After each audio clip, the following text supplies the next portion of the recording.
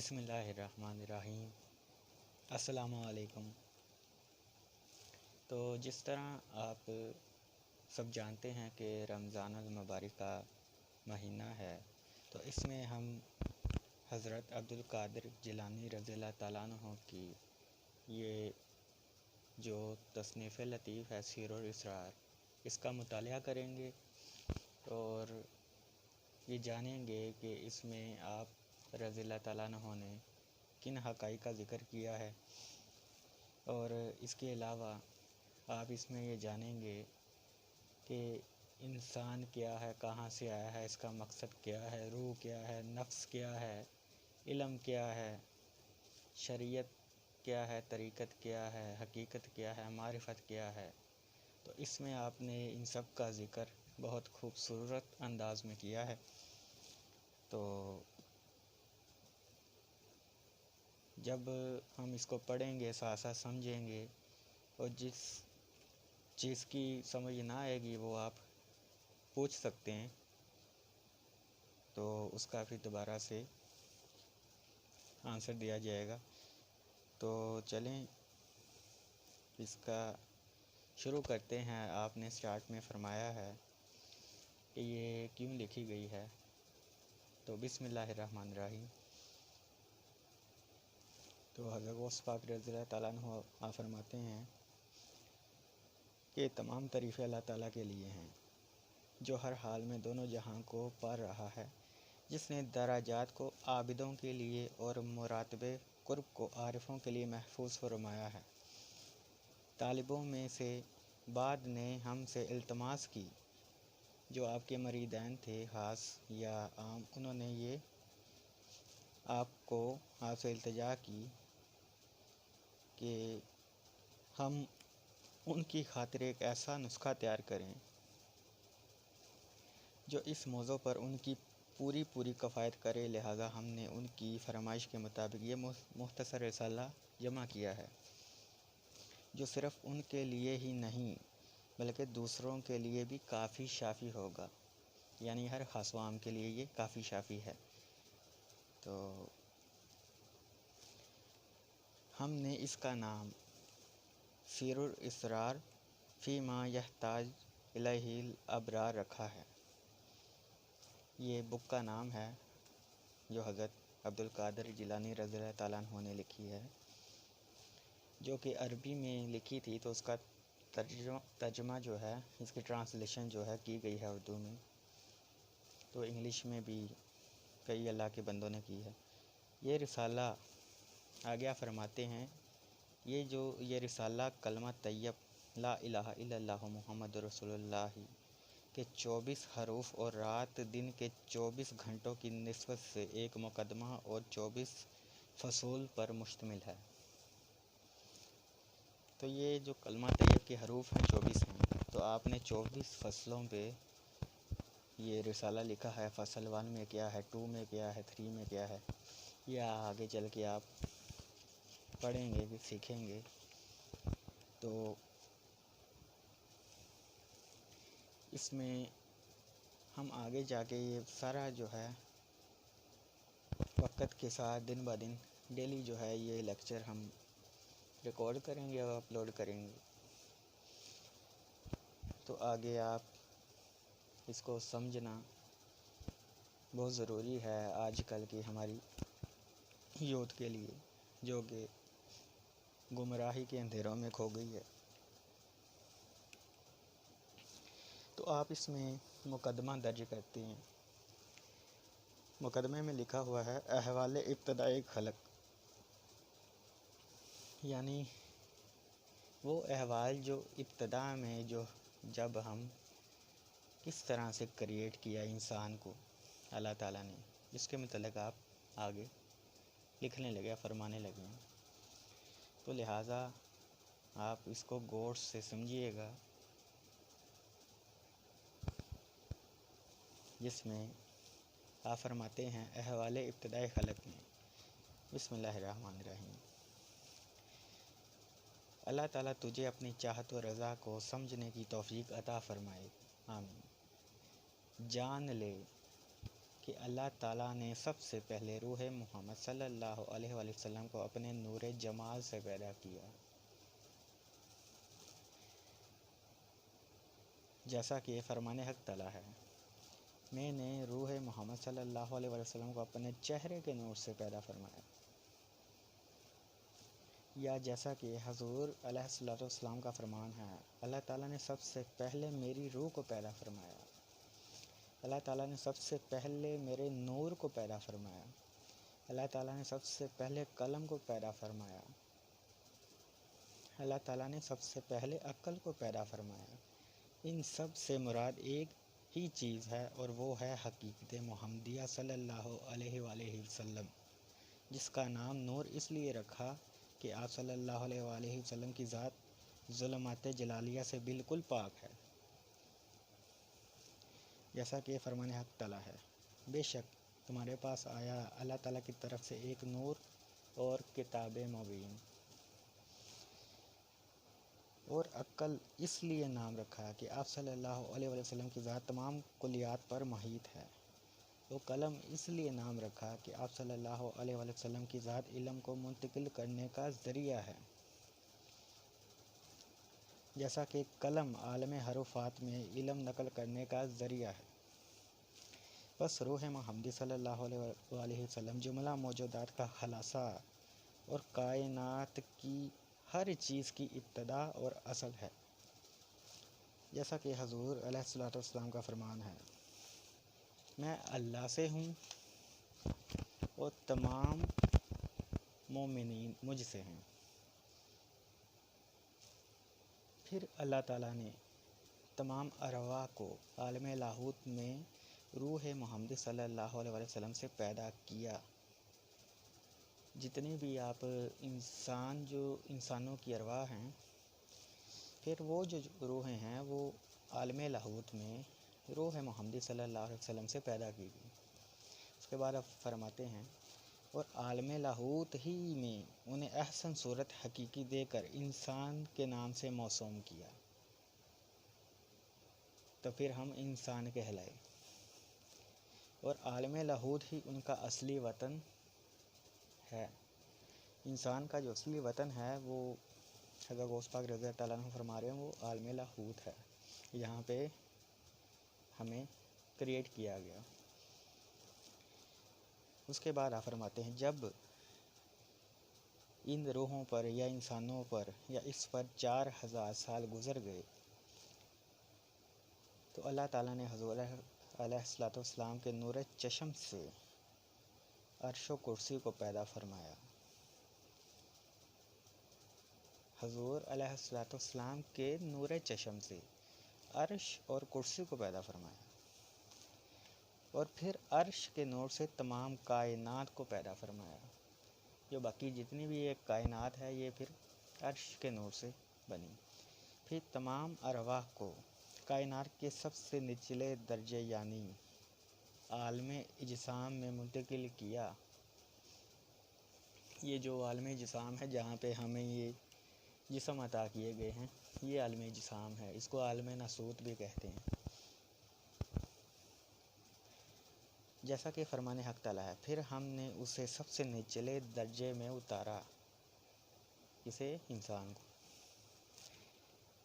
یعنی سب سے پہلے انہیں عالم لاہوت سے عالم جبروت میں اتارا گیا۔ عالم لاہوت کے بعد عالم جبروت آتا ہے۔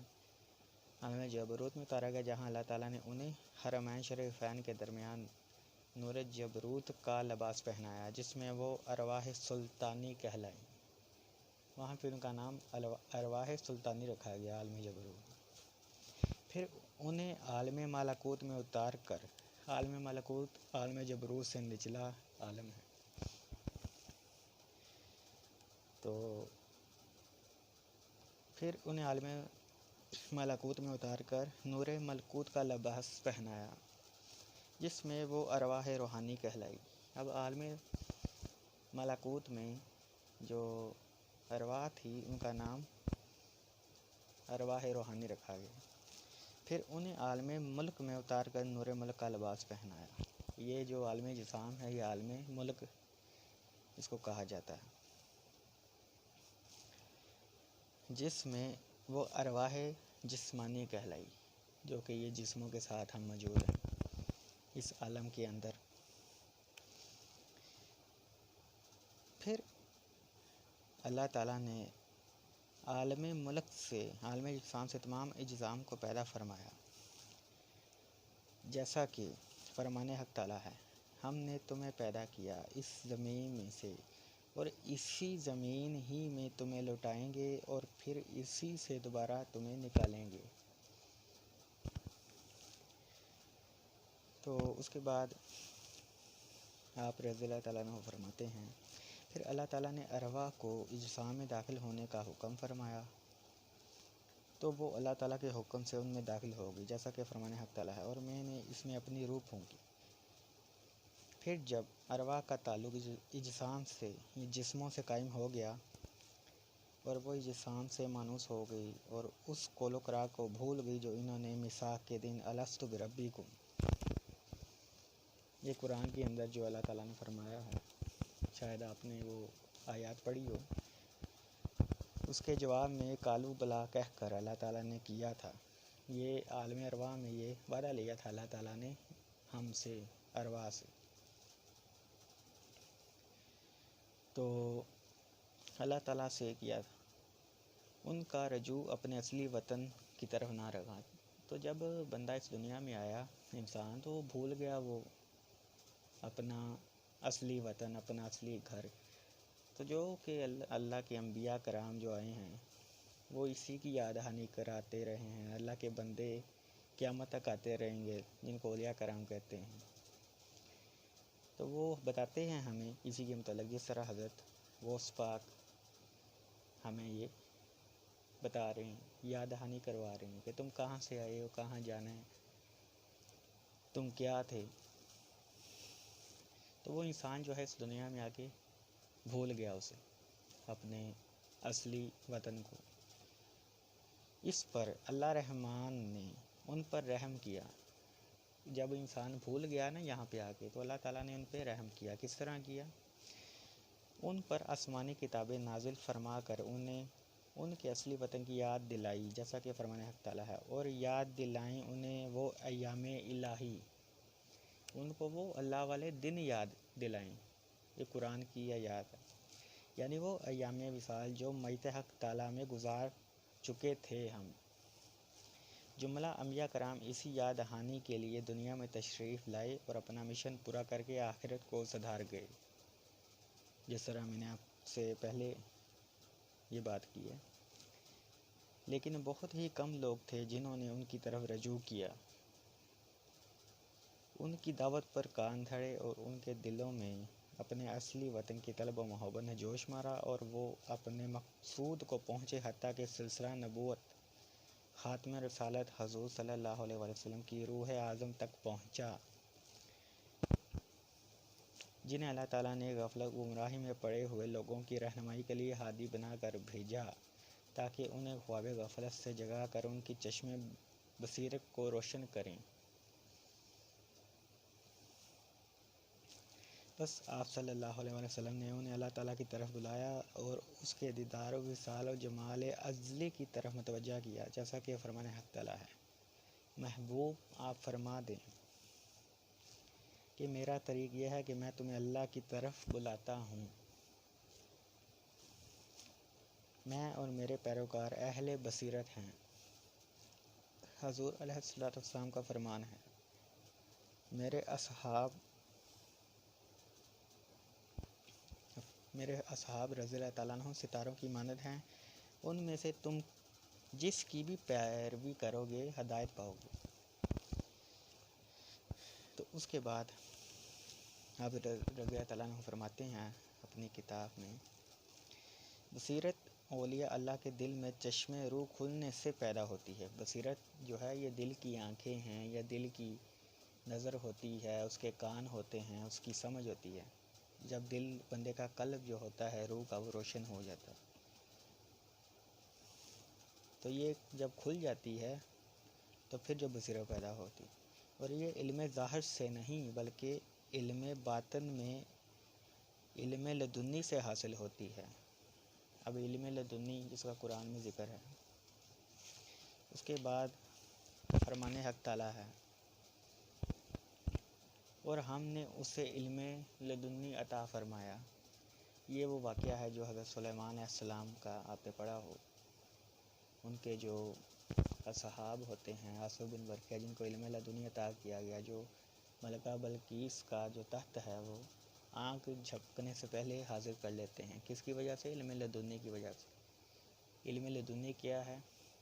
وہ باطن کے اندر اللہ کا نور ہے، وہ طاقت ہے، وہ پاور ہے، اسپریچول پاور ہے، روحانی طاقت ہے انسان کی۔ تو وہ کس طرح کھلتی ہے آگے جو ہے یہ مزید ہم یہ پڑھیں گے اور سمجھیں گے۔ بس انسان پر واجب ہے کہ وہ اہل بصیرت کی رہنمائی حاصل کرے اور عالم لاہوت کے عارف ولی مرشد کی تلقین سے چشم بصیرت کھلوائے وا کرے۔ اس کے بعد آپ فرما رہے ہیں کہ اس دنیا کے اندر کوئی اللہ کا بندہ، اللہ کا دوست جو ہے، اس کو ڈھونڈیں، اس سے وہ جو ہے وہ طریقہ سیکھیں اپنی بصیرت کھولنے کا، روح کو بیدار کرنے کا، اور پھر جو ہے عالم لاہوت کا جو مرشد ہو، پیر ہو، جو اس راستے کو جانتا ہو کس طرح سے انسان جو ہے وہ سفر کرے گا، اس کو کیا کیا مشکلات آئیں گی، کیسے آئیں گی، کیسے بچنا ہے، تو وہ بتائے گا۔ آپ فرما رہے ہیں اس کی بیعت کرو، پھر وہ آپ کو حقیقی قرآن حدیث اس کے معنی آپ کو بتائے گا، آپ چلو گے اس پہ۔ مزید آپ خود اس پہ غور فکر کر سکتے ہیں۔ تو اس کے بعد آپ حضرت عبدالقادر جیلانی رضی اللہ عنہ فرماتے ہیں، اے بھائیو خبردار، توبہ کرو اور اپنے رب کی بخشش کی طرف دوڑو، جیسا کہ فرمان حق تعالیٰ ہے، اور دوڑو اپنے رب کی بخشش اور اس جنت کی طرف جس کی چوڑائی زمین و آسمان جتنی ہے اور وہ اہل تقوی کے لیے تیار کی گئی ہے۔ راہ طریقت اختیار کرو اور ان روحانی قافلوں میں شامل ہو کر اپنے رب کی طرف رجوع کرو کہ ان قریب اس جہان کا راستہ منقطع ہو جائے گا، کٹ جائے گا، بند ہو جائے گا، اور تمہیں کوئی ساتھی نہ ملے گا۔ ہم نہ تو اس خرابہ دنیا میں مستقل قیام کے لیے آئے ہیں اور نہ ہی محض کھانے پینے اور خبیث نفسانی خواہشات کو پورا کرنے آئے ہیں۔ تمہارے نبی علیہ الصلوۃ والسلام، آپ فرما رہے ہیں کہ جو ہمارے نبی صلی اللہ علیہ وسلم ہیں وہ تمہارے منتظر ہیں، سبحان اللہ، وہ تمہاری خاطر غم زدہ ہیں۔